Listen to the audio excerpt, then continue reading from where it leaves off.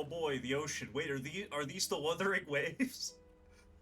Are these the Wuthering Waves? Oh, I'm upside down. Okay.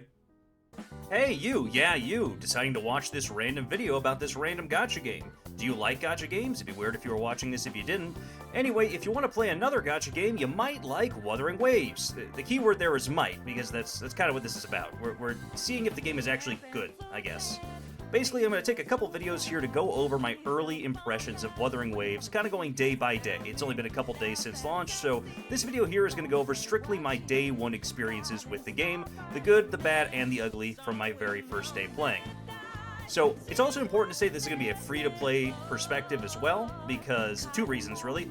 First, that's just kind of the way to make it the most fair, because most people are not going to spend a bunch of money on this game. At least I hope you guys aren't just a bunch of degenerate gamblers, because that's bad. For the most part, I guess. I mean, if you have the money, but like, do you really need to spend it on that? Anyway, also because I just don't want to spend money, so yeah, that's why it's free to play. In fact, the only reason I could justify touching this game is by promising myself I wouldn't spend any money on it, because I can't afford to play many gacha games. That's just a terrible idea. And once again, it's a day one impression so far, so it's mostly going to be about the very start of the game and the very early game elements. We're going to talk a lot about the characters and the story, because that's kind of one of the main things you're going to be engaging with when you first start playing the game, as kind of how it goes with all these games, you start really just being dropped right into the story. We're also going to touch on some other things. We're going to touch a little bit on the combat and a little bit on art and stuff, but I really dove a lot more into the combat and the actual gameplay on my second day playing, so the combat will be covered in detail in that video specifically. For now, let's start with some of the kind of window dressing things. The art style, the music, and all that good stuff. First off, the art style of the entire world is fine, in my opinion. Some people aren't a big fan of it, some people are. It's much less stylized than games like Star Rail or Genshin, so it's not quite as anime-y. It's still very much anime. Also, I don't think anime-y is a word. I mean, it is now, because I said it, but anyway. So yeah, as far as the visuals, as far as the world design and everything, including that, I think it's pretty good. It looks totally fine, it's not cutting edge or anything, but it looks good enough to me, and I think that's all that really matters. The music is kind of hit or miss. I think the boss fight music is really good overall, and the boss fights are kind of a high point of the game, and we'll talk more about that in the Day 2 video. But most of the other tracks just haven't been memorable at all, and by that I mean I couldn't tell you what a single thing that wasn't a boss theme even sounds like in the game. So the overall general presentation of the game, just from an art perspective, is pretty much okay. I kind of like it. Now before we get into the story, and believe me, we will get into the story because I have some things to talk about with it, let's talk about everybody's favorite part of these games, the gambling. The game's pull economy is very similar to what you'd expect. Like same price, same shop resets kind of thing. Like if you played Star Rail, if you played Genshin, if you played Hoyo games, if you played really any gacha game, it's a pretty similar economy. There are some things that are better about this. There is a slightly lower pity overall for their banners. It's like 80 instead of 90. Also, you can't lose the weapon banner. There's no kind of 50-50 or 75-25 to lose. The only 5-star you're going to get from the weapon banner is the 5-star weapon. So that's pretty cool. Like, you're not going to pull on Gion's weapon here and not get his weapon, unless you just don't do enough pulls, I guess. So that's pretty alright. Also, it's kind of a neat thing here. You can buy copies of 5-stars, like Constellations, Eidolons. Wait, what are these called again? Wave bands. Yeah, I'm not going to call them that. Anyway, you can buy wave bands for 5-star characters from the store, which is actually a really cool touch, I think. Now, if you're buying a limited 5-stars wave band, it's going to cost 350 of this currency, and the standard 5-stars you can get for 270 of this currency.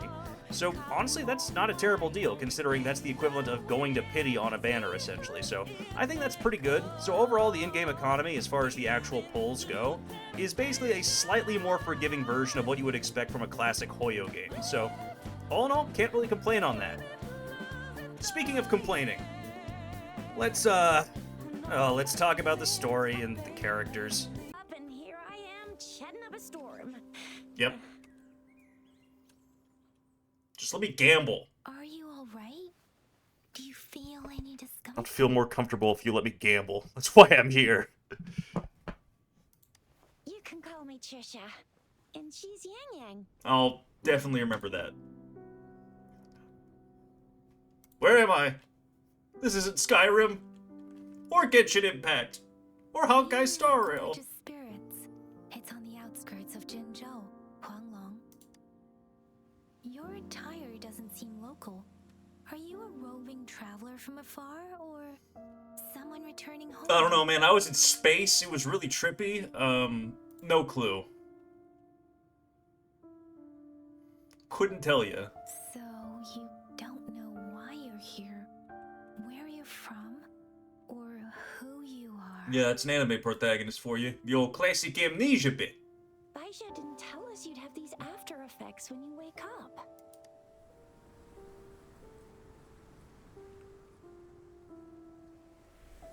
The wind has brought us a warning.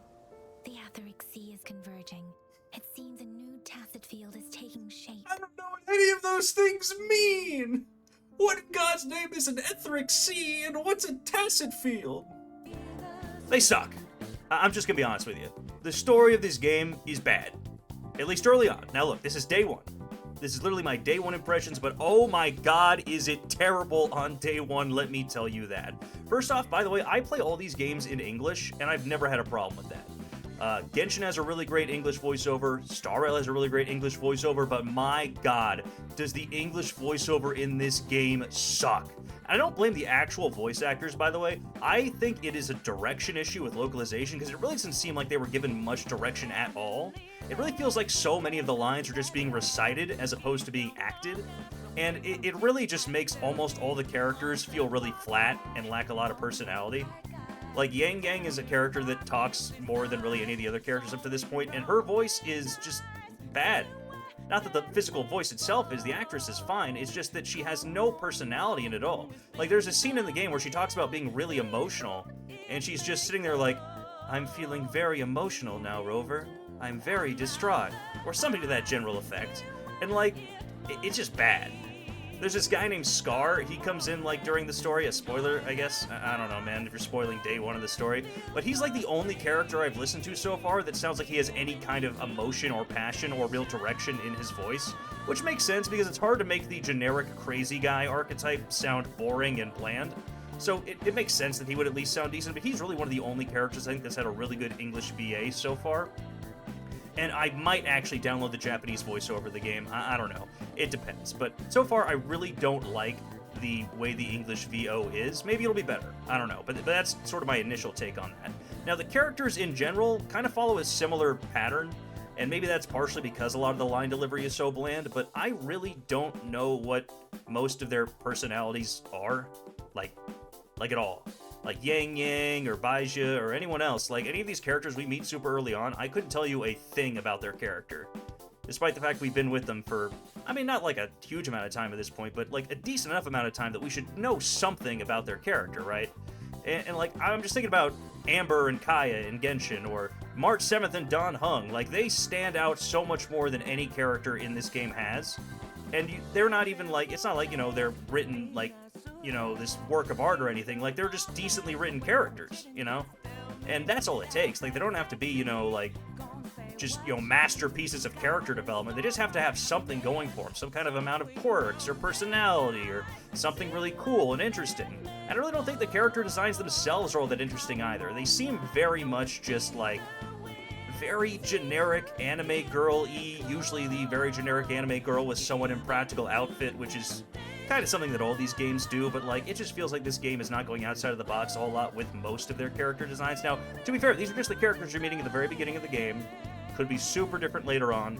The voice acting could get a lot better, or maybe you just switch to Japanese if you don't like the voice acting. But also the story itself. Even if the characters were well voiced and had much more personality, the story itself so far is just not presented in a good way. So much of the dialogue in this game that's story relevant is just them throwing a bunch of vocabulary words and terms and jargon at you and then only explaining like every third one.